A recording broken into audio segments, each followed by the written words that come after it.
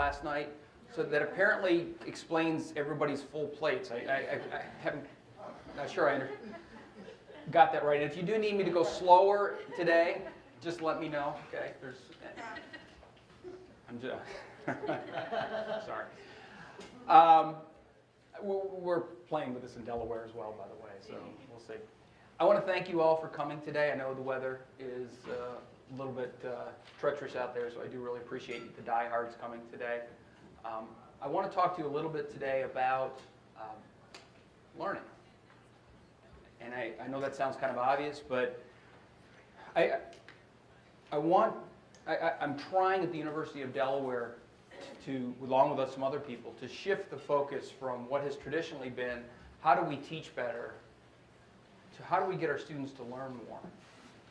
In other words, it's really not, in many ways, what we do. What it is what we can get our students to do. The ultimate dependent variable, if you will, is not is not teaching improvement. It's student learning. It's increasing student learning. Now that may seem like a semantic argument, but it's not. It really isn't. Because in some ways, focusing on teaching and over-focusing on teaching can actually have a detrimental effect on student learning. Because the more we actually teach in a traditional sense, the research is pretty clear that what happens is the students learn less. And so today I want to show you a technique that is used, pedagogy, if you will, called problem-based learning. But I also want to make sure that I'm clear on this, that there is nothing magical about problem-based learning. Okay? It is a pedagogy. It's an effective pedagogy, and it can be used in a lot of different ways across a lot of different disciplines. But there are a number of very powerful pedagogies, we call them inquiry-based pedagogies, that can work just as well as PBL, and probably work in some disciplines even better. So today I wanted to focus not just on problem-based learning, but broadening it up, because sometimes I hear people say, well, I'm doing project-based learning. Is that okay? Okay? You know, or I've heard this thing called design-based learning, or student learning, studio learning, or challenge-based learning, or there's all kinds of them out there. But the theme that we're going to talk about today is that they all involve inquiry. They all involve getting students to do something. And that's one of the most critical components. Now, one of the hallmarks of the Institute that Marilyn mentioned, the Institute for Transforming Undergraduate Education, is that we advocate for the inquiry-based approach. And one of the most important hallmarks of that is learning begins with a problem. Not with a lecture, but with a problem. So in that spirit, you have a problem. And on your desk, the title of it is, it's one of my favorite problems, it's called The Fastest Man in the World. Now, what I want to make sure you do with this problem, of course, I'd like you to read it individually. I'd like you to look over it. What I don't want you to do is I don't want you to answer the focus questions at the bottom of the problem. I want you to read them, of course, but I don't want you to answer those focus questions. What I want you to do individually is to turn your attention at the bottom to the questions to consider. That's really what I want you to focus on. Okay? So let's take about 10 minutes or so, read through the problem, look at the questions to consider, answer them as best you can, and then we'll go from there. Are there any questions before we move on? Okay, I want to welcome you today. Thank you for coming and look forward to working with you today. So now get to work.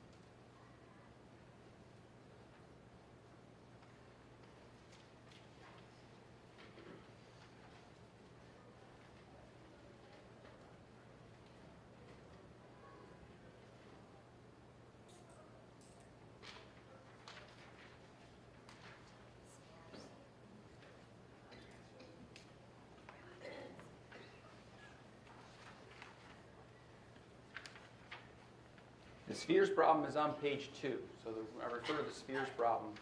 If you look to the next page, the spheres problem is there.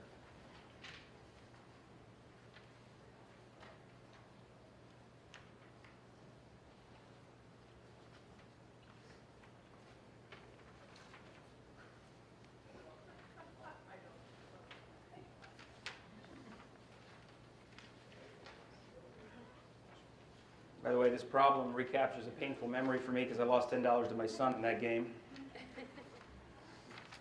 Right at that moment.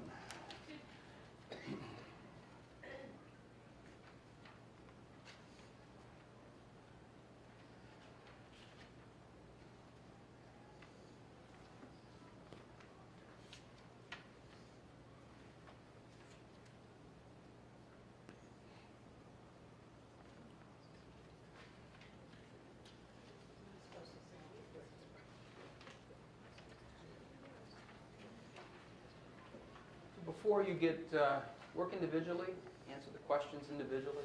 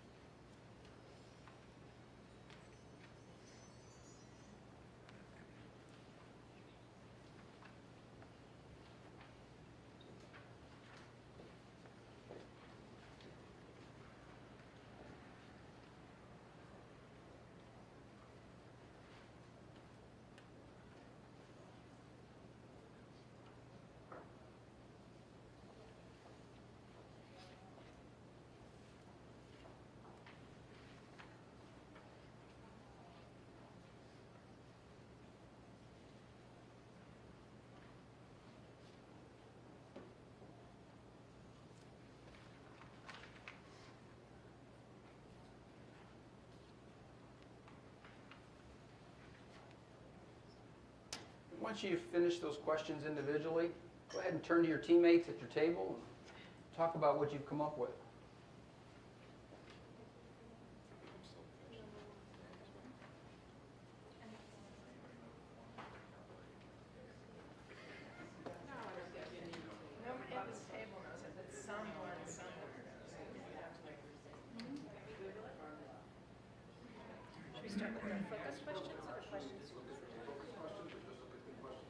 Questions to consider.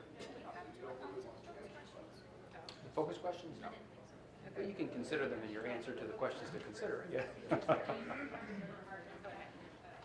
Citizens read the spheres problem on the next page. How does the above problem differ from the spheres problem on the next page? But the focus, yes, right.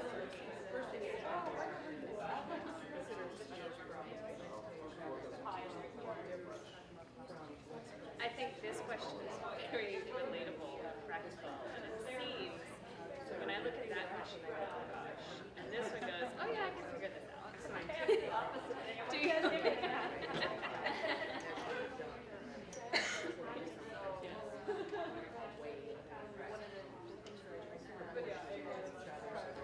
Yeah.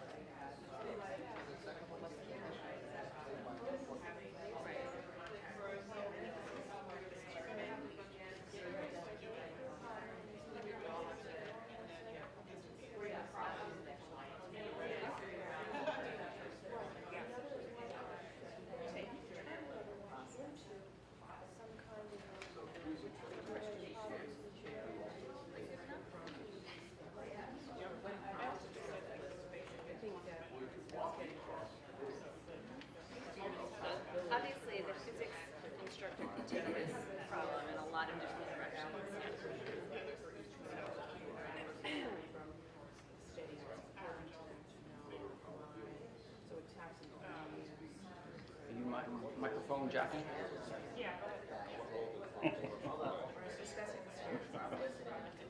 Oh, sure. Throw me a bone.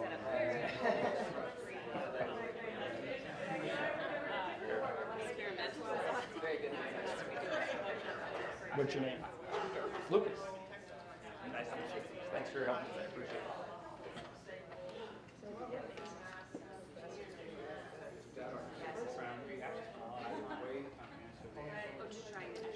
How we doing? When'd you come up? Oh, sure you did. Sure.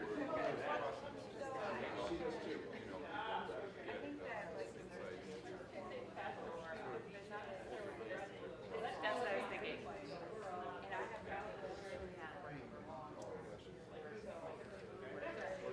Right. That's a good point. I was just thinking because they were concentrating on running. I was like, what were they about? Like just movement or right. Right. Do you mean over long communication or do you mean acceleration?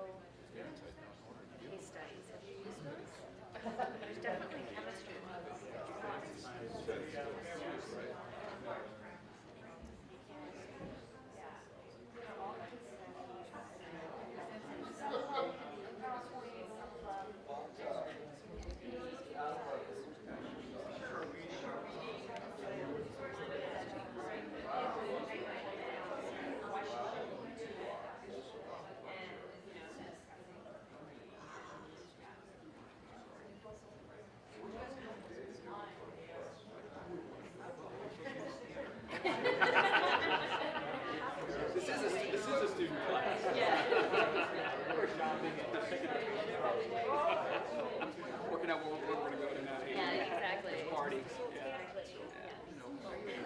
Okay.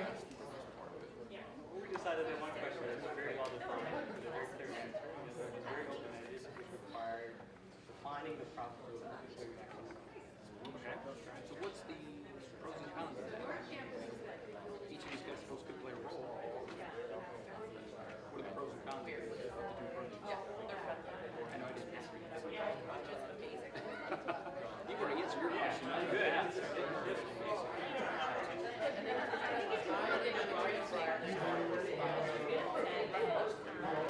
Also show that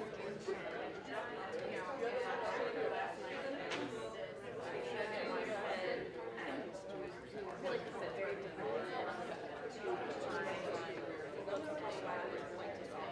We all came up with some very different variables that we have in interpretations. So it kind of shows that maybe there's not one way. Also, I think in science, you know, it's a scientist's own observation. Even in things that you feel like are kind of one way, there's one way to answer them. Actually, different ways that you can I think that's a great point. Things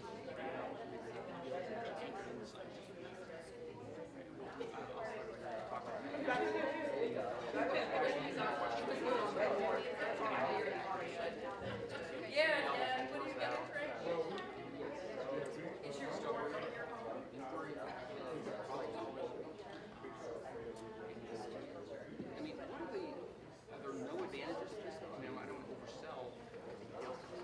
What's the advantage of these both?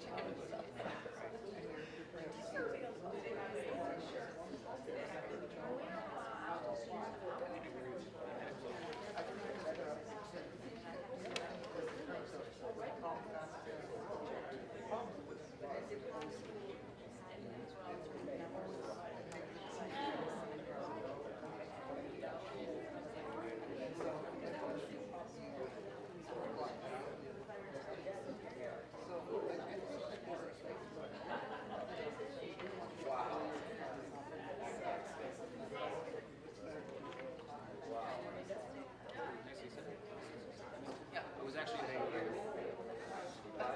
presentation the other day talking specifically about the skills that world students are learning how to learn.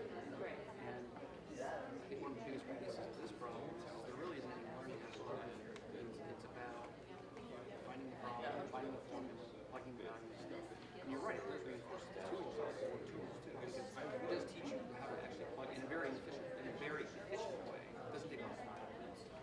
Do it this way, much more open-ended, much more fluid, since they have to kind of define the process. But I think it's probably just like larger. We're learning how to process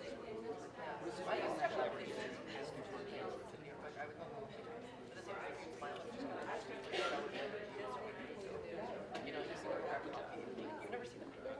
Like you took numbers and no numbers. No.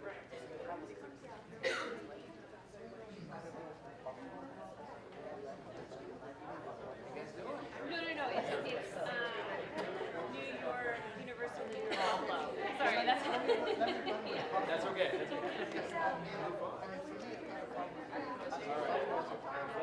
So what do you think?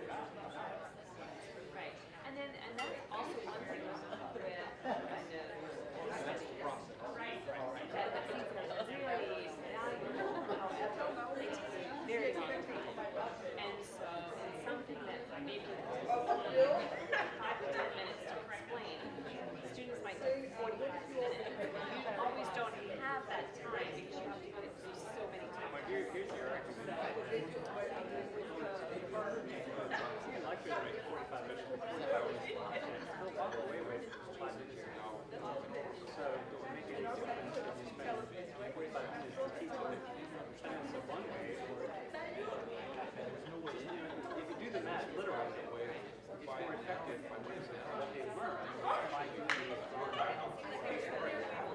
Because they walk through this person wasn't attention to what it's very, very low. Very cool. I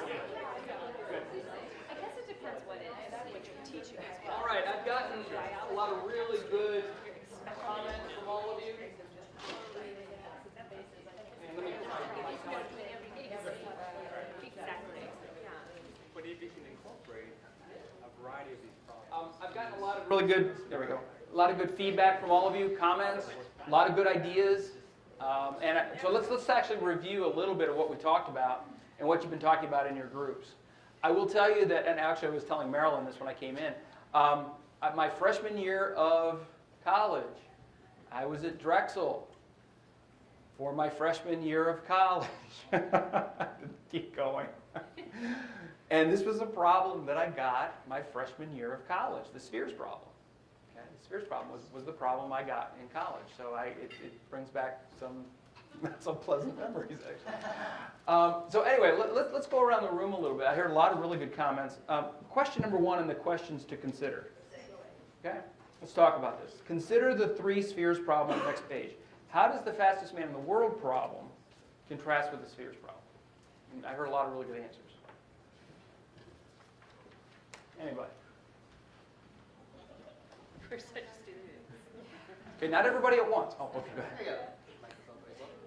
Thank you. I just did it because nobody else was raising their hand. So, but I think one of the things that we talked about is this is a very relatable question, and it's looking at how we could put some of this maybe kind of math or physics problem in context, and so the students could really relate to it being a real world problem. I love the word context. I'm right now in the process of, at the University of Delaware, trying to get an analytics program started at the University of Delaware in the minor program. And I think one of the things for me, I'm not speaking specifically of the University of Delaware, by the way, I think broadly speaking, statistics is one of the worst taught classes because with the word you just said, context. You learned it as distributions, p-values, Greek symbols, moments, and everybody comes out of that class saying, I'm never going to use this in real life, right? Same thing to some extent with the spheres problem, and that is that there's so little context here, and it's so devoid of any kind of thing you can anchor your ideas on that it's almost exists in a vacuum in a way. Yeah. Yes, next. We talked about how the sphere problem has definable components that are pluggable into a formula, whereas the fastest man in the world requires the students to come up with their own criteria and even their own formula for determining the answer. So you're not given the formula or the answer, but that's what you're learning to do, and why that becomes what the formula that you end up writing is something you have to end up justifying as well and backing up. Talk a little bit about the words you guys used, which the P's. Yeah. I want to hear that because that's a fabulous insight, I think. Oh, we talked about the fact that the fastest man in the world is a process problem, and the other one is product. And that what we're really asking students to do in the fastest man is to unpack their thinking, to figure out how you approach a problem like this, and that they would be able to then apply those skills to something else. The other thing I was just thinking about that we didn't talk about is that when students are just given a problem set, if they don't get the right answer, we may never know why. So what went wrong? I was looking at the outliers in my classes. Like my students know if I ask them a question and I say agree, disagree, not sure, the ones who say not sure, no, I'm going to call on them first. Because I want to hear what their thinking is. So here, if you work out the fastest man in the world problem, you have to figure out the rationale behind the decisions you're making and see if they work or not. And you would hear from everybody, just like you walked around here. You'd pick up very quickly on any of us who were off track. But just solving the spheres problem, you'd find the students who made a mistake wouldn't tell you. I or think you wouldn't know why. I think that's a great insight, and one of the things that it brings up one of the issues, one of the big advantages of PBL, and that is it integrates so well with other process disciplines. So a great way, my programming class, for example, students are stunned to find out they have to write memos. And it isn't because I just want them to write memos. I want them to be able to explain their answers. So if they come through and they do an answer and they have to generate data and then actually come up with a solution from the data that they generated in their program, because I teach a lot of programming, the memo actually describes to me what the answer means, why they got the answer that they did, how they refer to the data. They have to specifically refer to the data and explain the rationale for the answer that they got. That's very easily done with the fastest man problem. I'm not sure how easily it is to do with the spheres problem. Those of you who had physics, how did you solve, think back, I want you to be honest, I want you just for a second, think back all those years ago when you took physics, and think about when you took it, how did you solve that problem? Be honest. How did you solve that problem? Anybody? Yes? Well, I sort of think I remember. Okay. Which is, I might have had a set of formulas. That I had learned. And I remember thinking, what's the right formula to use for this problem? Okay. And that was the sort of connection that I tried to draw was, is it a problem that fits into this category where I can use this formula, or can I use this formula? But that's the way I remember doing math too, was what's the right formula? Because I had sort of a toolbox of those without necessarily understanding why behind those. And how did you find the formula that you needed?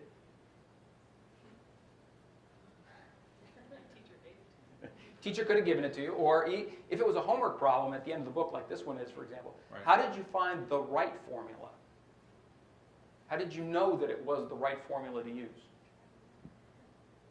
Because you look in the book to find a similar problem. Okay, so you look for, this one's got mass, the formula's got mass, this one's got gravity, this one's got gravity, okay? And do you get the right answer if you do that process typically? Yeah, you do normally, but you don't know why. Right? So it's a really kind of a scary thing if you think about it, because you can go through, by plugging and chugging the answers and these formulas, you can go back through, find out an answer, get the right answer, get 100 on the test, and what have you learned? How to do multiplication and division, which is what we were teaching back in 3rd and 4th grade. Now I'm exaggerating a little bit, but at the same time you understand the process that in some classes it is possible to go through because you don't have to think metacognitively. You don't have to think about, what am I doing here? What's the purpose behind this problem? What does the answer mean? I got 42.8. What does that mean? Okay. 48.8 newtons. What does that mean? I never knew what a newton was. I went through the whole class. I didn't understand it. So I'm trying to make the point that we want students to think a little bit more in terms of metacognitive process. What am I doing? Why am I doing it? Any other comment? Yes, go ahead. Oh, well, he mostly took most of my comments, but I know, so I teach chemistry here, and it's all math-based, pretty much. So they get pretty upset at me when I give them the exams, because when I give them the practice sets, it's, all like kind of book question stuff, Right. and then the exam is pretty much doing the problems backwards, but they all memorized how to do it forward, and none of them I can apply it backwards, so Right. it shows that they're like, Mrs. oh, I Smith- understand it. I was like, Yeah. well, clearly if I give you pH instead of asking you to calculate pH, Right. you can't do it backwards. Right. So. Right. Any other comments about the first question? Yes. And you said this a little bit when you said it put math into context, but the question that we had for the fastest man, if someone is going to go out and do this math as a career, I imagine that that's the type of question that you receive. So, Okay. is the bridge strong enough? Right. Who was the fastest person? And so when students are able to think in that capacity, we're preparing them also for careers Right. in the field of the education that they're studying. And math is an amazing opportunity. A good friend of mine, Beth Morling, she's actually in psychology, but she wrote a PBL problem that has to do with, have you seen the movie Captain Phillips? Because if you haven't, I'm going to screw the whole movie up for you, because I'm going to tell you how it ends. But so just do this for me. But with Captain Phillips, the ending is basically the person's kidnapped, and the snipers basically take out and so she used that movie and she plays that part of the movie for them. Their problem is they have to use trigonometry to figure out the tolerances on the rifle to actually determine how much that gun could waver to make the kill shot, which is trig. Now, that's very provocative. I mean, parents think that, and they go, the students are going, this is cool, And so, there's a lot of opportunities, but that puts that math in context. And my son took trig in high school, and he came home and he literally said, I'll never use this in real life. And it's just, you want to go, oh, right? Because you will, you could. How tall is the building? Any other comments on number one? Yes? Just a real short one. With the spheres problem, you have no way of looking at the answer and saying, does that make sense? That's true. That's a great point. I got 42,846,000, and you have no idea whether this is... Right, and I don't know how many times I've been able to correct myself before Right. giving an answer and say, hey, that doesn't make sense. Well, and have you ever gotten that from students where they turn in an answer and they go, the person has a fever, what would you consider to be an abnormal fever? And they put report back 12,482 degrees. And you go, right? Because they're so used to not having to think about what the answer means because they get the answer and to them it doesn't occur to them that 12,000 degrees for a human being is not even possible, right? But they don't take the time to think about it. And I think it's because we've behaviorally modified them not to in a way because they don't have to quite often. So I think that's a good point. Okay, let's take a look at the next question. Question number 2. What role do the focus questions play? Oh, and by the way, one other thing about the problem is that, let's just be fair and honest and straightforward about this. Isn't this a lot more fun? Okay? I mean, it's kind of relevant. And by the way, every time I do this problem, I might do it a couple of times a year. I update it, so the Super Bowl wasn't in there before. I changed it. It was World Cup last year, It's not that hard to do. I take a couple of minutes and update it to the Patriots intercepting the ball because the students are going to immediately realize that's what happened during the Super Bowl. I just, you update it a little bit and you use the problem. So let's do number 2. What role do these focus questions play? Why are those the questions? Yes? What's the scaffolding? You're helping students figure out how... You got to re-say that, Marilyn. It's Okay. important. It's the scaffolding. You're helping students learn how to dissect a problem. And some people I know call that hand-holding, but I don't think it is. It's teaching them how to do it, especially if they've come from high schools, where they haven't learned to think this way.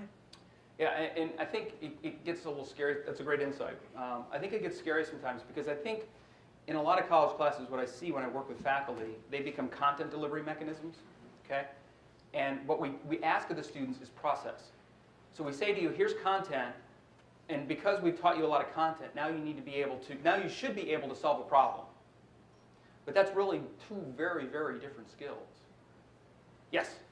So what I had said on the first question and differentiating the 2 types of questions was essentially the first one provided context and kind of entertainment and made it interesting, as you said. To me, you need this focus question to help the students take apart those interesting parts that made them want to read the rest of the question so that they can actually focus on what Marilyn's saying, the things that they need to do to be able to find the answer. Good. That's nicely said. Yes? I also noticed that the questions went from individually list the criteria that you think, but then when prompted, discuss your list with your team members. So Yeah. it went from first individual thinking to then collective, like team thinking. Good. And then I did not know if the third one was also meant as a group. What other information do you need to know? So then it went from thinking to potentially knowledge. Right. So it was a progressive development from what you think, what do you all think, but then what do we need to know? So I Good. think that the knowledge still is important in the end in this process, if fun or not. But, Yeah, the question because progression. we are looking for knowledge, I hope. I mean, still, Absolutely. that's our goal. But the question progression, I think you identified a really nice insight, which I really, to be honest with you, I hadn't really noticed till you mentioned, and that is the questions actually get harder a little bit. and they're more metacognitive. You go from the first question, which is just basically, you can pick through the problem and see that, or at least come up with ideas pretty quickly. But by the third one, you're actually then getting them to think in a much more metacognitive way. Not what do you know, but what do you need to know to move forward? That's a much harder question to actually wrap your head around to move forward. I think that's really nice. Good point. Anything else? Number 2. To go back to the comment that was made earlier about scaffolding and slash walking them through the process, that's very important because PBL sometimes has been characterized as a sink or swim pedagogy. Let's just throw them in and see how they do. Okay? I personally don't agree with that. I think they go to college to actually learn skills, and I think skills can be scaffolded, to use Marilyn's word, which is a really nice word. And the questions that we're asking them are walking them through that metacognitive process for problem solving. Yes? Anna? That's okay. It just struck me, to your point and to some of the other points that were made. So those questions aren't just there, right? You can't just put in any questions. Those questions matter. Yes. They all have a purpose. We were having a little side conversation here about conferences, where you go to a conference and the speaker tells you that the goal of a particular session is X, and that it's going to be interactive. But a lot of times the interaction piece is almost like an afterthought, Right. and it's not really connected to Right. what you're supposed to get out of it. So So here it's like, there's I this- got to put something in, right? That's right. Yeah, right. Good point.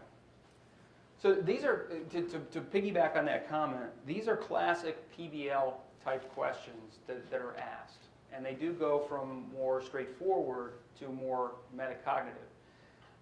The first question is really making sure that they dig into the problem a little bit to actually get them to think a little bit and get started in their group process. As well as, and your point about starting individually and going to group, absolutely. That's a great way to make sure you're trying to minimizing this nominal group technique approach. So you're actually getting them to think individually and then getting them to talk about the group. So that's pretty straightforward.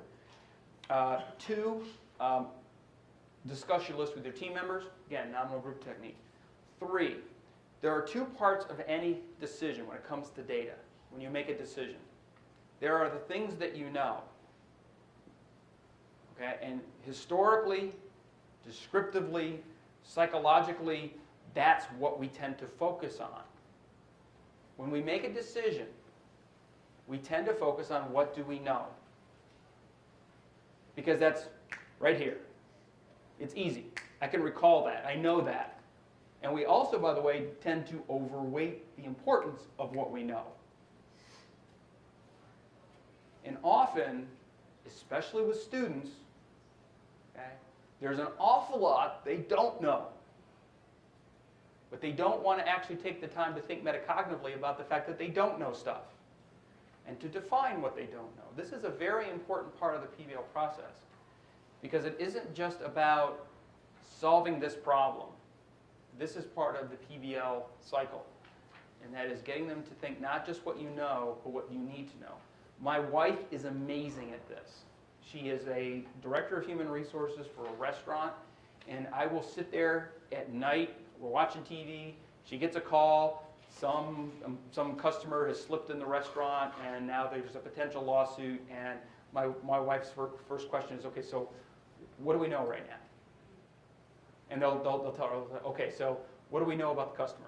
Okay, so let's find out, let's think about what do we need to do to go forward on this. She is so good at this in terms of analytics. She has no formal training, she just has tons of experience.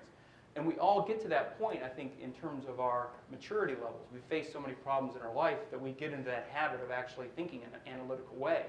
But we tend to forget we're dealing with 18, 19, 20, and 21-year-olds who think they know everything. Okay?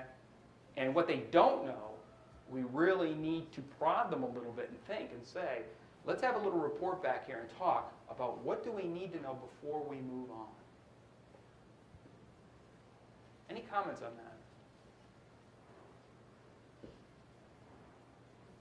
that? Have any of you ever dealt with a situation like that where you just, yes? So I always start the semester by saying that the students don't know what they don't know. And right. I also don't know what they don't know. That's right. And so part of what we're trying to do is figure that out and to make sure that we can diminish some of what they don't know. Right. But yeah, I mean, that's people. So my background from graduate school is decision sciences. So all the not knowing what you don't know is a huge problem for people. And it's a bigger problem as you go up the ladder when people don't know That's a and great they point. misuse information. So it's one of my pet peeves. Yes. You've identified something really important, and that is what's called unconscious incompetence. Okay? Which is where, and I don't mean this in a negative way, I really don't. It's just, meant to be descriptive, not evaluative. That's where our students are, typically. But there's something even more scary for us, and that is unconscious competence. Okay? And that's where most faculty are. We know a whole bunch of stuff, we don't know why. And we don't remember the process that we went through. Standard deviation? Pfft, obvious. Cognitive dissonance, psychology? Pfft, obvious. We know all this stuff. Obviously, our students must too. We forget how little they know coming in, and the fact that we know so much often clouds our judgment in terms of what we think they know. And we also tend to overestimate or underestimate the amount of time that they need to actually get up to speed. So those are really good points from the decision sciences field. Any other questions on that? Next question. The above problem has been used in an introduction to physics class at UD. Barbara Duke, by the way, is one of the founders of my institute. She's written a number of amazing problems. And I would strongly encourage you, if you are really interested in PBL, I've given you the address at the top of the page here for the PBL clearinghouse. If you do need to go out and request access, the good news is I'm the one who approves you. I think you guys qualify, so I'm happy to do that. And I would be glad to give you access. Barbara's written another problem called A Day in the Life of John Henry, which I've used in workshops.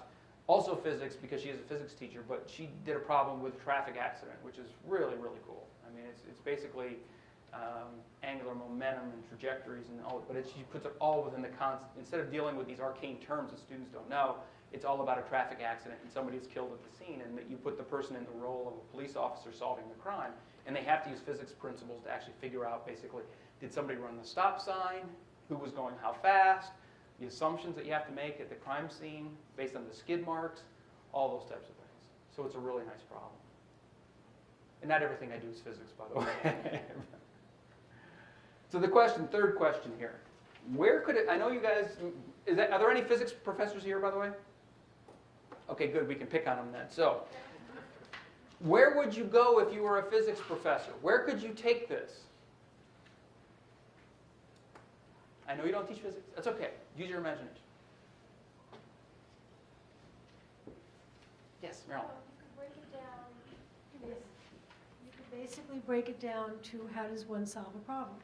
Okay. And okay, so what are the Absolutely. steps? Figuring out what you know, what you don't know, what your prior knowledge is it accurate? Where do you go for data? What makes data reliable?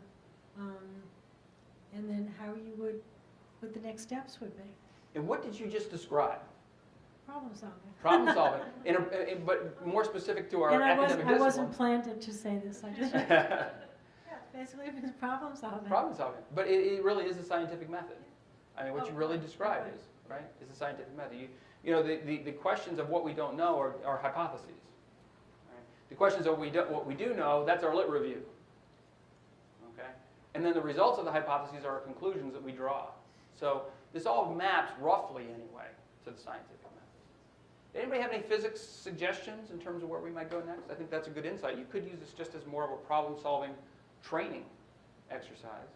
How about somebody in the back room here? I'll just walk over here and pick on people. Hello, Mike. How you doing? Good to see you. Great to see you. How you been? Glad you could come. Good. I want to talk to you. I'll try to teach you. Anybody? Yes. Good. Good. Because today you could just Google it and put it in there, and then you'll find all of these links out there that'll tell you 15 ways to solve this problem. Okay. Well, You can not so much. No, I mean, Yeah. Yeah. but you could. That's a cheap way to do it. But you know, you could go to published sources of how to solve physics-related problems. Okay. Okay. Okay. Yes. I couldn't help set this stage until I know the direction that the students are going to go in. Okay. I don't know when we talk about who's the fastest person, are we going to talk about in football when you look at the problem? Mhm. Will it concentrate on the running piece of it, the person from the Olympics? So if that, wherever the path that they would choose, like, okay, well, if you think the fastest person, discussion should happen in football, since you're going to concentrate on the Super Bowl aspect of it, Right. what do they use to determine that Gronkowski is the fastest person? Okay, if we're going to go with Bolt, Usain Bolt, what was what was used for that to say that was the fastest person? So that's why there's still some questions that Right. I would need answered, or to see that process that Marilyn explained play out. Like, what do we know? What do we need? How do we get to know this information that we need to know? Okay, good.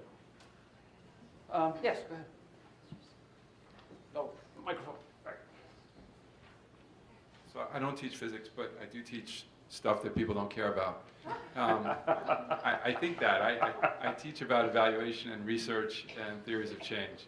And a lot of times, one of the things I want to do is get people to understand how this is valuable to them and why they should care. And I would think, if I were a physics teacher, I would think exactly the same thing. Yeah. So one of the things this would do for me, and is already doing for me, is making me think about what are the criteria that have gone into, in this case, this physics formula, and why, just even helping students realize why they should care about those. Yeah. Often we don't talk about those, but it's the context that you were talking about. Providing the context for why this matters makes all the difference to me as a teacher. Absolutely. And to your students. And your Well, students. to me, right, so, Yeah. so that they understand it. Right. Good. Yeah, Lucas? I have a quick comment on it, and that is that I would imagine that if you're going to go ahead and really write these types of problems, they're in some essence really kind of gaming problems, right? You kind of like take a real world scenario and you gamify it. You need to kind of know Nice a little word. bit about how to do that, because it's really a design principle that you need to kind of follow in order to make it a relevant gaming problem, a relevant issue. Because I mean, I had math teachers in high school who would say like, oh, you should know these type of geometry problems, because when you renovate your kitchen, you want to know the angle of something, which is like a real world problem, but totally irrelevant to us, right? So that's a great point. You can say real world problem because you can actually use it in the real world, but it might still not be anchored as something that's interesting and gamified as this particular problem is, right? It kind of puts you in a proper role that you're actually interested and comfortable in trying to navigate. You know what's funny about your comment? Is that when you said you can use geometry to figure out the layout of your kitchen, everybody in the room here went, yeah. Yeah. And then you went, but that's not even relevant to me. We were like, oh yeah, that's right. Still a renter, Yeah. so it will be for a while. So. Right. That's really funny. That's really funny. Last comment. It's yours. An additional way to take that, also in terms of relevance, is rather than going vertically, is to go horizontally and to try to get them to formulate similar problems. Oh, interesting. With, Okay. with that structure. So have them actually write the problems, or have them write subsequent Right. problems? And to your point, in terms of the importance, one of the things that I struggle with in The Fastest Man in the World is, okay, it's interesting, you do this all the time, sitting around trying to figure out specific answers, but why is that important? And I don't think that we have enough time in our lives to figure out problems that are not important. Right. So maybe taking the structure of this and say, okay, this is fun, but what is a real world problem that we need to figure out that has a similar structure? And why is that an important problem to solve? Okay, good. Why would you spend 5 years of your life writing a dissertation on that topic? Right. Yeah, and I think that's a great point. One of the things that you certainly feel free to do is use this for a template.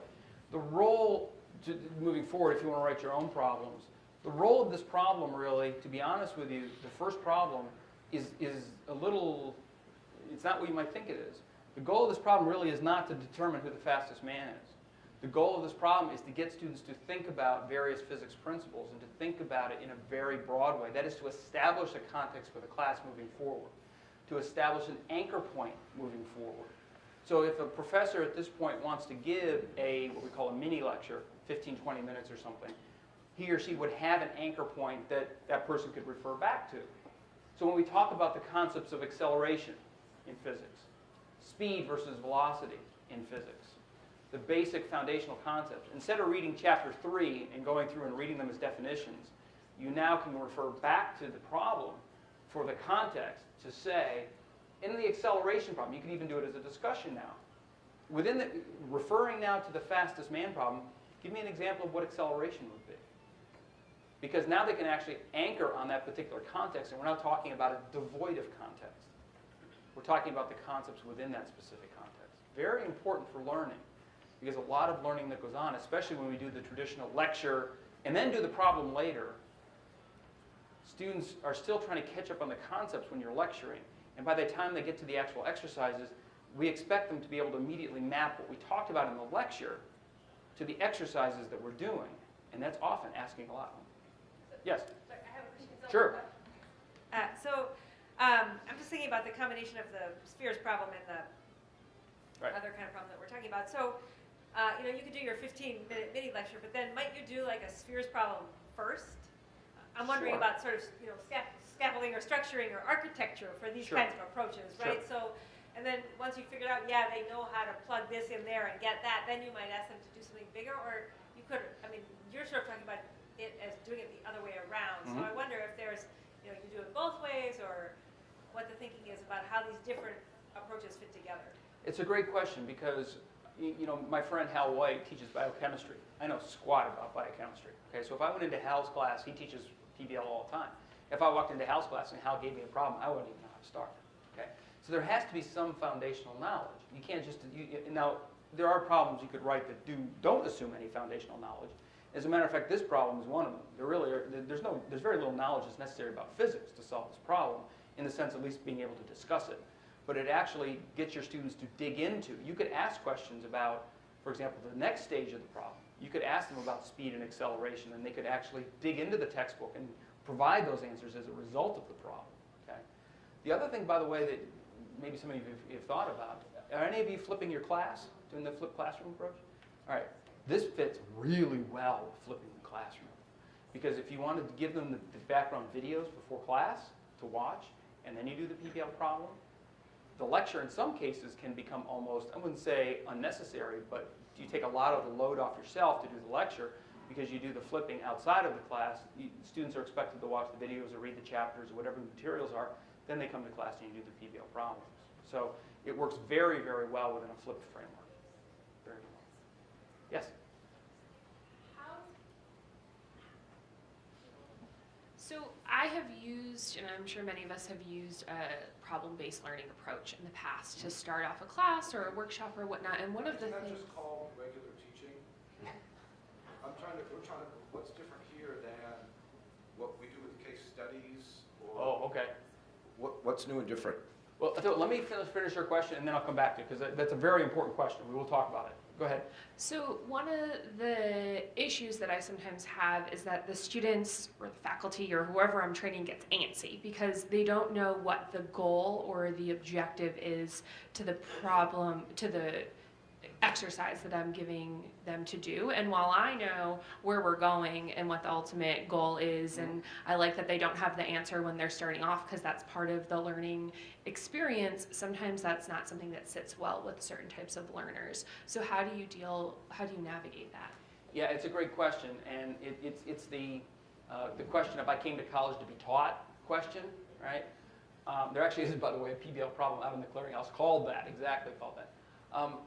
Some of the strategies I've learned over the years, I do get this occasionally, still, not every semester, occasionally, but there are some strategies you can use. Number one, don't use it as an opportunity to be on your computer, corresponding on Facebook, all that stuff.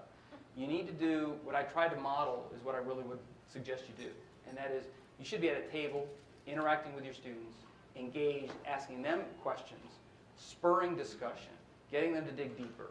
Saying, okay, well, this is great. You guys got a good start on it, but I need a lot more here. When I come back in about 10 minutes, I'd like to see you double this list. Okay, we need to go a lot further because there are a lot of things you're not thinking about. You might think about, what about speed that doesn't involve human legs? You can give them prompts to kind of move them on, okay, and break down some of their assumption barriers. So that's one very important thing. The other thing is that make sure you are communicating your goal. That is, that there is a rationale behind what I'm doing. I'm not using it as an opportunity not to teach.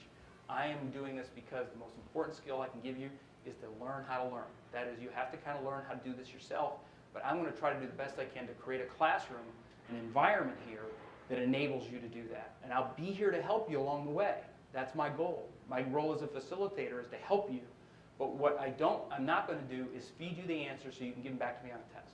So all of that motivation kind of fits into that. And if you do that, I think you get less of that pushback. Now, let's go back to the question over here. Rephrase your question.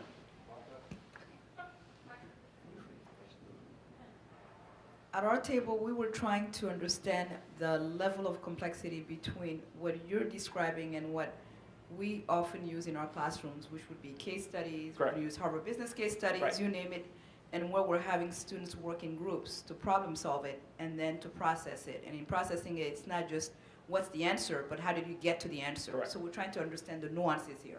No problem. I did a lot of Harvard case studies when I was an MBA student, okay? So I've done those. I actually have done them in my classes as well.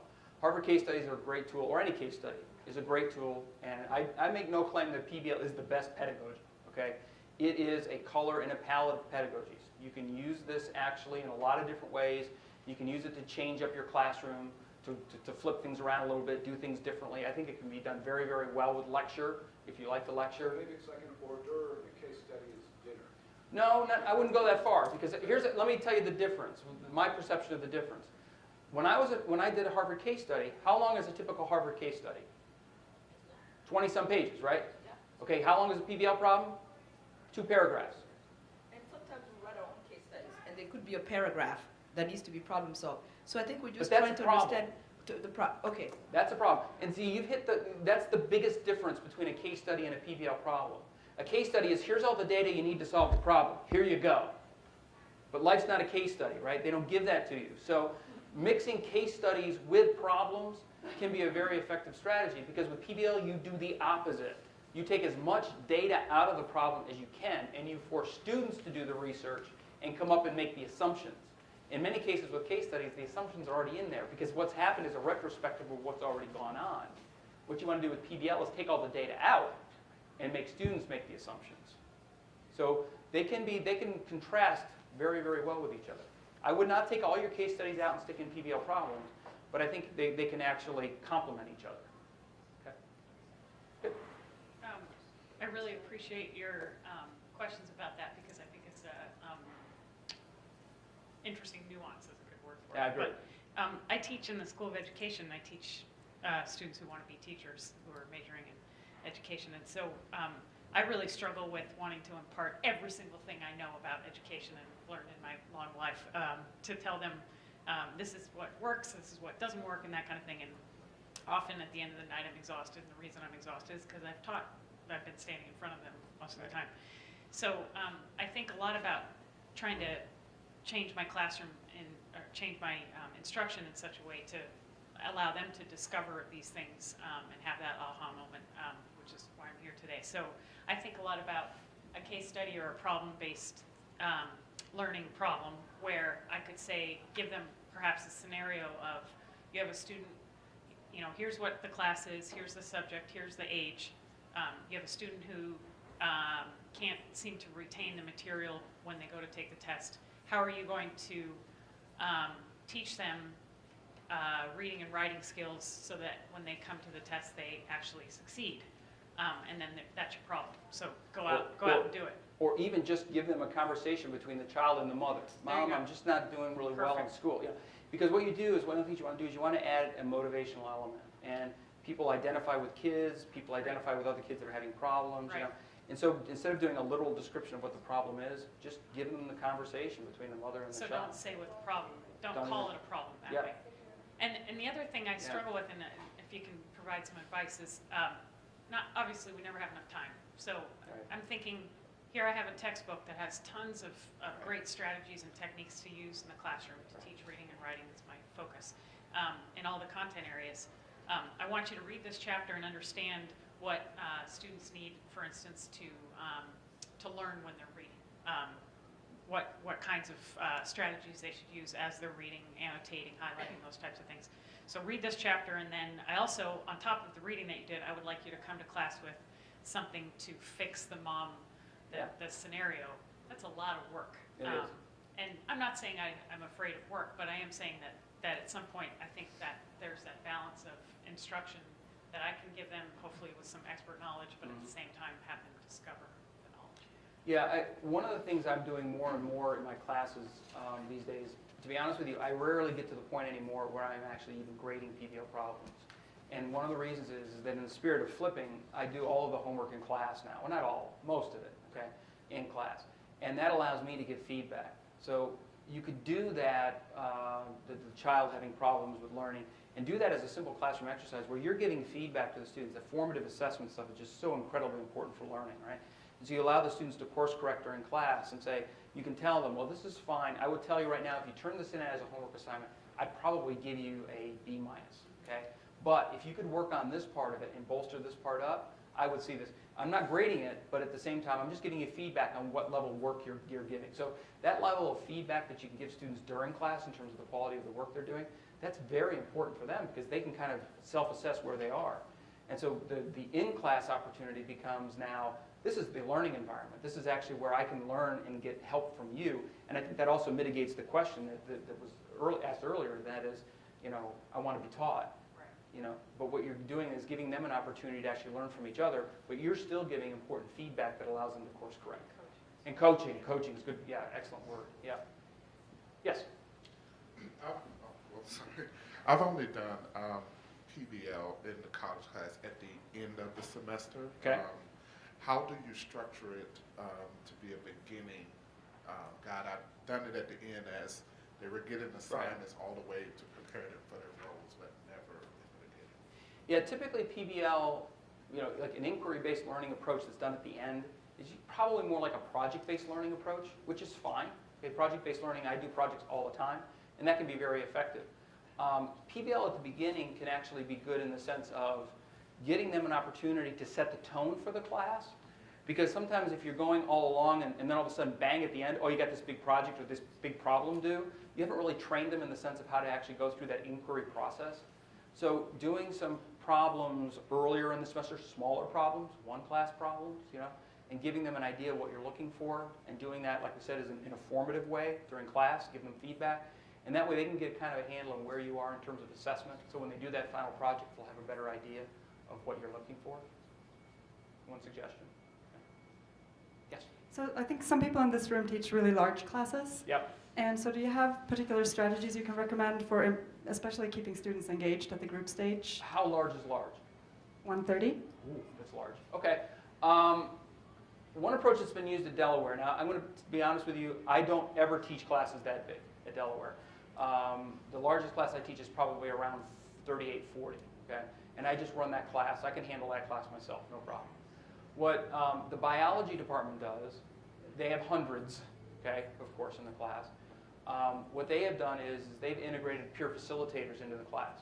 So they're teaching in a large auditorium. They have students who are going to be taking MCATs for medical school and that type of thing. So they've used it as an opportunity to bring back the seniors, and it's considered an honor, and they take a one-credit class. They get credit for a one-credit class. And they can use it, I think they can even use it in some way toward their MCAT certification or certificate set for the MCAT. I'm not positive about that. But what they do is they come back and they typically do like one facilitator per probably around 12 to 15 students. And that way each facilitator is handling, you know, anywhere from 2 or 3 teams. And their goal is basically to make sure that the students are staying on task. They don't help them with the problem. They can answer simple questions, you know, but they kind of rotate around. And so in the auditorium, they're walking around and making sure the students are staying on track and that there aren't any control issues. If there's any confusion about, you know, I didn't hear what he said, what are we supposed to do? You know, the facilitators can handle those questions as well. That's one way it can be done. One of the most important things, to be honest with you, though, is the physical space. Because if you're in an auditorium with tiered seating, everybody's like crawling over seats and trying to talk with each other, and it just can really kill the mood. So ideally, you know, to ask for a room with seats for 130 people like this is probably not possible. But anything that you can do, even if you have tiered seating, like in a case study room, it's typically used for case studies, those are better than auditoriums, because with an auditorium it just becomes sometimes painful actually to do it. Those would be some of my suggestions. Any other questions? These are all great questions, by the way. Appreciate it. All right, so in the spirit of PBL, the lecture comes afterward, okay? So let's do the lecture, and we'll talk a little bit more about PBL and what it does.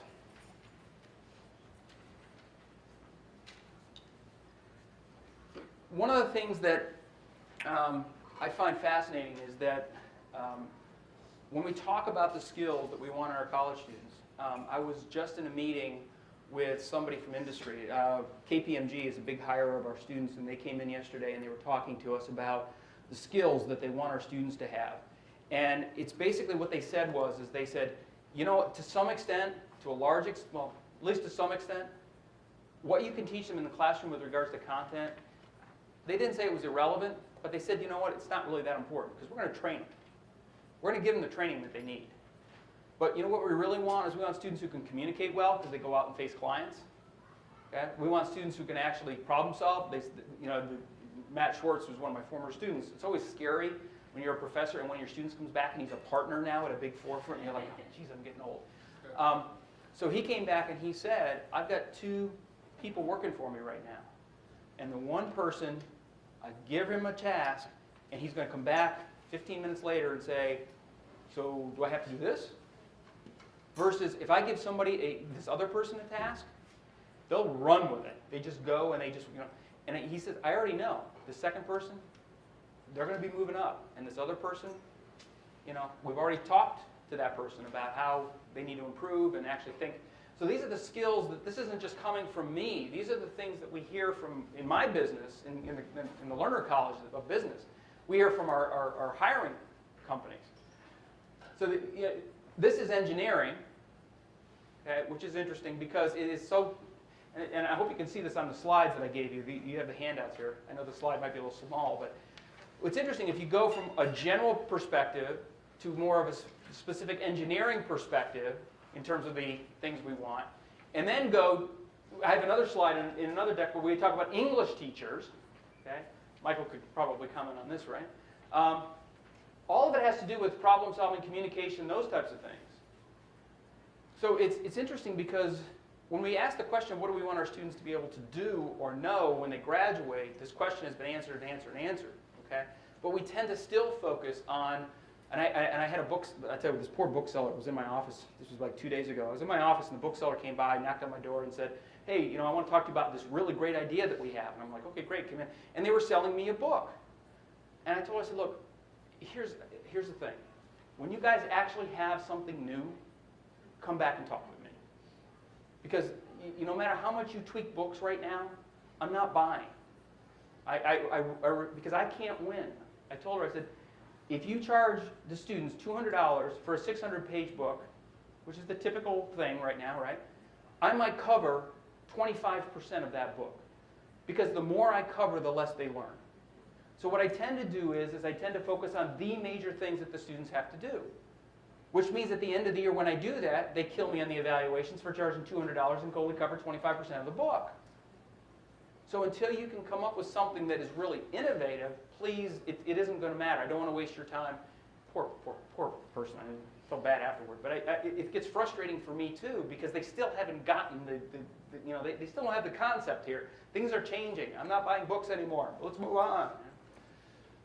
So one of the things I want you to come from this workshop are what I call the XBLs. Okay?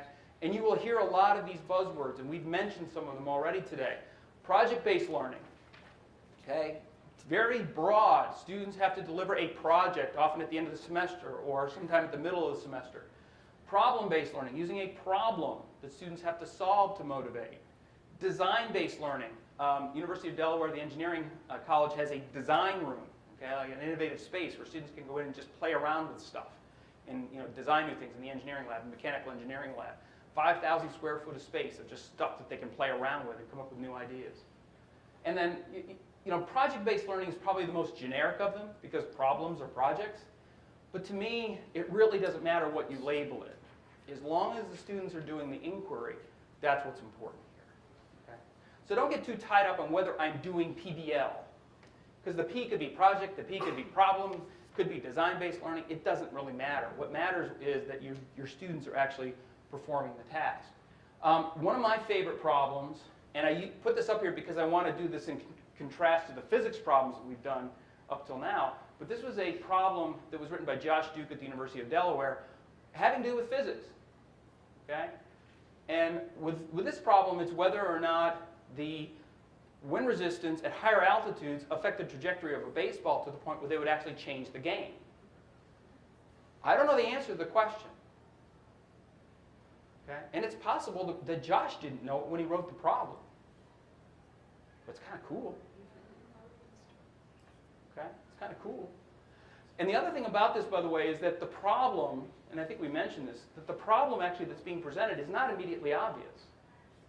I mean, the fact that we might have more home runs is immediately obvious, but how do we actually put that within a physics context? That's not immediately obvious. Similar to the fastest man problem. This other thing, by the way, with regards to this, if you were hired as a consultant, how would you proceed? That's a really important point, because as a consultant, you have to go in and make a recommendation and justify that recommendation. So that fits into that integration of writing that is so immensely important, because you're forcing students to really think about not just that the answer is 42, but why is the answer 42? Okay? For you Hitchhiker Guide to the Galaxy fans. Okay. I think that's what everybody said. Design-based learning. This was done by my good friend. Actually, no, this was actually from Stanford. So this is about earthquakes in Haiti and Chile. And so the students worked in teams of 4 to build mock-ups of buildings that could sustain an earthquake. Okay? And they used things like index cards, paper clips, tape, basic stuff. But what's cool about this project isn't so much that, is that they then had to go back and test their design using tools that would actually assess whether their design would actually work. What's cool about this is that this was a 6th grade project. Now the reason I tell you this is that this is a theme within PBL. For those of you who teach at different levels, you could, in many cases, the same PBL problem could be done in grade school, high school, freshman, sophomore, senior. Now your expectations obviously change, but the problem doesn't necessarily have to. For freshmen, you might give them a little bit more information or ask a little bit more directed questions. But that's just simply a matter of rephrasing before you hand it out. And it's very easy, in many cases, to design problems that can work on different levels, depending on the abilities of your students and where they are. This is something that I do in my students, service-based learning. Do you guys do a lot of service learning? Great opportunity for PBL, any inquiry-based learning approach, because students tend to be more motivated. They have a real client. They're helping somebody. I mean, one of the best examples, we had an organization called Paws for People, and they were dogs that they donate to like retirement homes and things like that. Oh my gosh, the students just I mean, usually you have to drag them out there to actually go out and meet with a client. We're going back out to the client this week. It's like every week they wanted to go out and see the dogs because the dogs were there and they could play with the puppies and all that. So service learning is a great synergy to use with PBL. My friend Jules Brooke participates in the Philadelphia Flower Show every year, and she comes up with really cool design. She's a landscape engineer, and so her students came up with a project that actually waters plants automatically based on rainfall. That was a design approach. This has been done actually in high schools, the last one. Develop a survey that assesses people's perceptions of smoking, okay? And then actually collecting empirical data and seeing if you actually do an information session, what has been the impact, if any, on their perceptions of smoking. So you actually check, like pre-test, post-test, integrate the statistics, all that stuff right into the design. This is the PBL process, or we could call it the XBL process. And that is, this is what we did today, all right? Presenting the problem, organizing ideas, and that is defining what we know. That's an important step, because when you're on a team, you want to actually codify the knowledge that your team has. Because sometimes you don't know what people's backgrounds are, and actually getting that knowledge out there is important. But then also acknowledging we don't know everything, and coming up with the questions that are necessary to take the next stage, and that is basically, what do we need to know? We talked about that. If you do this all in class, which is the way I'm moving, you might just do the research actually in class, and then do some kind of report back. And again, that goes to Marilyn's point about scaffolding. By doing the report back, everybody learns what everybody else has come up with. Now you're raising the level of inquiry, and you can move on to the next problem or the next stage. So hopefully your students are not just floundering, and you all keep them going in the same direction. Okay. Integrating new information, refining questions if necessary. If you do more of a multi-stage approach, you could actually do this whole process again, or you could just move on and solve the problem. My suggestion is if you haven't written PBL problems before, start with a one-stage problem, and then I think you'll find in many cases they logically flow to a multi-stage problem. This is kind of my, I gave a version of this talk to our Winter Faculty Institute back in, it was the first week of February, I think it was. And one of the things that I asked them to do was to think about these points, okay, as part of the Institute. To think about, these are the important bullet points, at least getting started, and this is why I wanted to leave you with this, for PBL. The things you really need to think about. Learning objectives, obviously very important. There may be a problem that's just really, really cool to you, but if it doesn't achieve your class's learning objectives, it's not going to do you much good. Teamwork, okay? Make sure that the concept, the question that you come up with, the problem that you're having students explore, can't be just solved by one person like that, okay? Or with just a little bit of thought. You want this to be something that requires judgment. With the John Henry problem, for example, that I mentioned earlier, students have to actually do all kinds of experiments and come up with, how far does a car travel when it breaks in gravel versus asphalt. There's all kinds of things the students asking, the faculty members asking them to do. You might not want to go that far. You might want to constrain that part of the problem. But obviously it needs to be complex enough to actually require some level of judgment. Decision-making and analytical reasoning. We want our students to be able to do problem solving and think analytically. So there should be some element of that.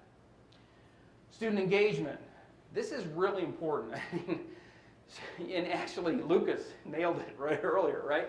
It's like, to us, using geometry to actually determine how to design your house, okay, that sounds kind of cool. If you have a house, right? If you care about, and Lucas was just kind of like, that doesn't relate to me. And so it's hard to get your head into a 20-year-old's head sometimes. I understand that. Yes? I have a student in my class who grew up in New York City.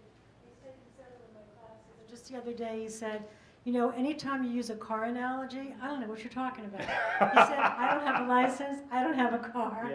So I threw in a few comments about Juilliard and he was happy. But it was important to get, we make these assumptions. Absolutely. Every college student drives a car and they care about getting speeding tickets. He said, every time you say that, it's like, Last night, when KPMG visited, they had this trivia contest down at one of the local bars, and it was hosted by the bar itself. They hosted it. I felt so old. Because one of the questions was, what TV show featured the nicknames Radar, Hawkeye, and Hot Lips? And everybody's going. And I'm like, oh my gosh. They've never heard of MASH before. Like, oh, jeez. And it was like in 1983, the show went off the air. They weren't alive. Oh, thank you. That even makes me feel better.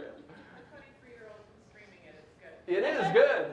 It's a great TV show. But yeah, there were so many questions that I thought, oh, I feel so old. So engagement is very important. You might even get your students' feedback. What's going on right now? I mean, obviously here, I alluded to it at the beginning. The legalization of marijuana. That's a no-brainer, right? But things that are going on right now in terms of real life, what's on the news, those types of things are great opportunities to find problems. And sometimes what you can do is what I did, and that is you take a problem that's been around and you use it, but you change a few sentences and you change the context a little bit to become a little bit more real to the students in the sense of what's going on right now in real life. And you know what? The Super Bowl always happens right around the time I do this problem. So it's great because I can. So there are ways to actually find ways to relate to the students. And then, of course, real world. Is it possible to have a real world contest? Sometimes you just got to make it up. That's what I did, obviously, with the problem here. But are there any questions? Yes? At what point do you ask them to formulate a hypothesis? Okay, let's talk about that. The question was, when do you ask them to formulate a hypothesis? I don't really, okay? But we do formulate what are called the what do I need to know questions. Another term for that is called learning issues. If I go back to the the process, this one. What do we know? That's kind of like the lit review of your research paper. But what do we need to know? Those are really your hypotheses. What questions do we need to actually, writing out the questions, and that's where you're going to go, that's a very important part of the PBL process. And you can actually have a report back. So you could say to the students, for example, students might come up with the fastest man problem. What's acceleration? What's speed versus acceleration? What's velocity? You know, some of the basic things that we might take for granted, students could actually go out and research so that they actually do know what that means. But when the problem starts, they may not know the difference between acceleration versus velocity. Yes? Maybe I'm an outlier on this, but I'd like to get your Okay. thoughts on it. Sure. When I look at this fastest man in the world, you got the problem, what I call the problem statement, and then you've got the central question, which is who's the fastest human. And before I encourage them to go out and do research, I encourage them to do a working hypothesis, even if they're making it up, right? Because in the sense of Karl Popper, we never really know anything anyway, right? Falsification. Right. Right. So, and I see it as an iterative process that they come up with what's their best guess, and once they disprove that, then they can go back and refine it, so that there's a focus to the process, rather than I'm a little bit concerned going from who the fastest human is to going out and gathering data. No. Okay, I'm sorry if I gave you a misconception there. First of all, with the amount of time we had, we didn't go through the whole learning process, the learning issues process. Right. But the learning issues process focuses specifically on what do we need to know to move forward. That is, what are the questions that we need to actually go out and research. And that is usually done in a very immersive, iterative, report back type of way. When you go into a problem, when you present a problem to the students, you typically want to, it's a good idea to have the learning issues. That is the questions that you want the students to answer in your head. Okay? Because what you're doing purposefully is you're withholding information from the students in the spirit of inquiry so that they can actually go out and research some of this on their own. But you already know what information they probably will need to research on their own. So that process is iterative. You can actually do it, I typically do it as a report back where I have students actually brainstorm and come up with the questions that are necessary. And then I do maybe up on the blackboard or up on a whiteboard or something, and we write all kinds of questions up here. And then I identify, if I want to do it this way, I identify, say, look, here's some questions that I think you guys should be doing for the next time. And I want you to go out and research those questions. And then they come back with those answers, and then we do a whole other round in terms of inquiry and discussion and that type of thing. Am I answering your question? I don't know, maybe we're using different words for the same thing, but It's not a hypothesis. Well, I'm sorry. Yeah. Maybe this is one way to look at it. What you're talking about is more focused than what you're talking about. So in other words, if they have to come up with a hypothesis first, there's nothing wrong with that. But that's going to sort of focus their thinking in a very particular way. If they do it as a problem-based experiment, they have to think more broadly before they can get to the hypothesis. Yeah, because... But at what point do they get to a hypothesis? Because otherwise, Right. what I call Right. research. No, they have to get to hypothesis, but if they have to do that, I'm thinking out loud, if they have to do that first, they become very focused on what's my question. This process takes them kind of to other places first, and then you can bring them back. I don't know, does that make sense to anybody? Yeah, I would agree with what Marilyn said, and that is that one of the ways you can use PBL to define what do we know is to help achieve your content objectives. One of the most common questions I get is, yeah, but I have to cover content. How do I do all the content? And all? Well, a well-written PBL problem, you can actually get students to explore that content. So they have to know the content before they can formulate anything close to what you would consider to be a hypothesis. I don't usually, personally, I don't actually label the learning issue questions hypotheses, but they're comparable. First of all, they're worded in the form of a question, not a statement. But a learning issue is phrased in the form of a question that defines some of the things that we don't know, but we need to know before we can move on. It's not exactly a hypothesis, but if you want to map this roughly to the scientific method, that's where it would fall in. I hope I'm answering your question. Maybe what we could do is after it's over, I could come by and we could chat a little bit. Yeah. Okay. Anything else? Yep. Now the quiz that I included that we never got to, which was fine, I included it because you never really know how many questions we're going to get, and so I wanted to make sure I had enough. one of the approaches that I do use, the question that I got was, how do you get students to come to class prepared? Okay? Right, and I would encourage you, if you haven't done so already, the work that Larry Michelson has done in the area of team-based learning integrates extremely well with PBL. Team-based learning uses a mechanism of quizzes and breaking your class into modules. At the start of each quiz, you give the students a basic 5-question quiz. Okay, and that's what I was giving you in the handout that I have. The students go through and take the quiz individually. Now that's not earth-shattering, okay? It's a regular quiz. You collect the quiz. Then you give it back to them. And they take it as a group. Okay? Same quiz. Now I personally count the group part twice as much as the individual part. Each you can do it however you want to. Has anybody ever used these in class? Oh, and those are the scratch. Yes, yes. So these are actually from Epstein Education, and they are, I think, one of the best innovations, honestly. I mean, they're a combination of like a Scantron, scratch-off, lottery ticket type thing. And under each of these little scratch-off things, they're on one of the lines, one of the questions is a star.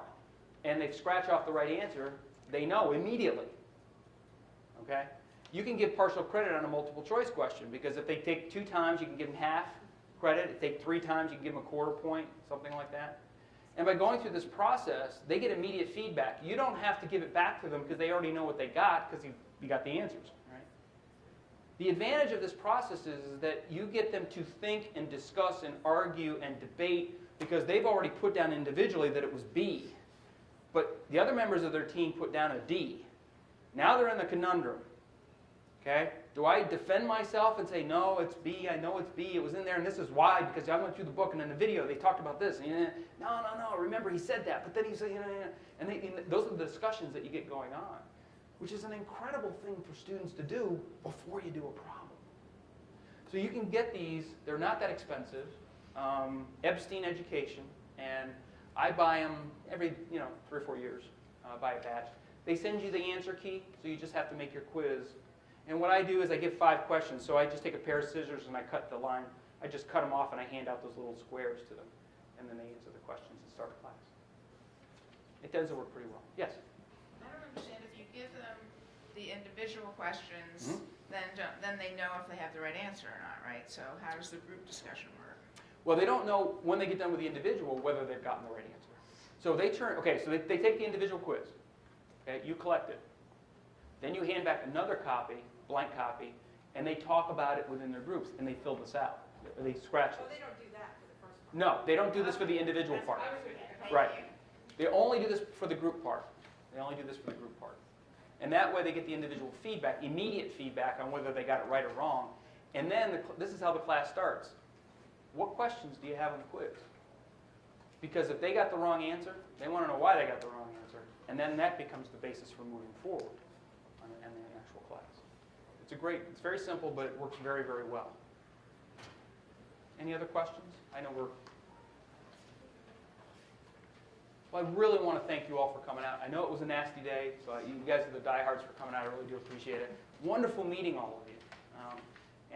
Please, if there's anything I can do to help, this is one of the best things I do at Delaware. I love this part of my job. So if there's anything I can do, please feel free to contact me, and hopefully we can keep the conversation going here. Yes?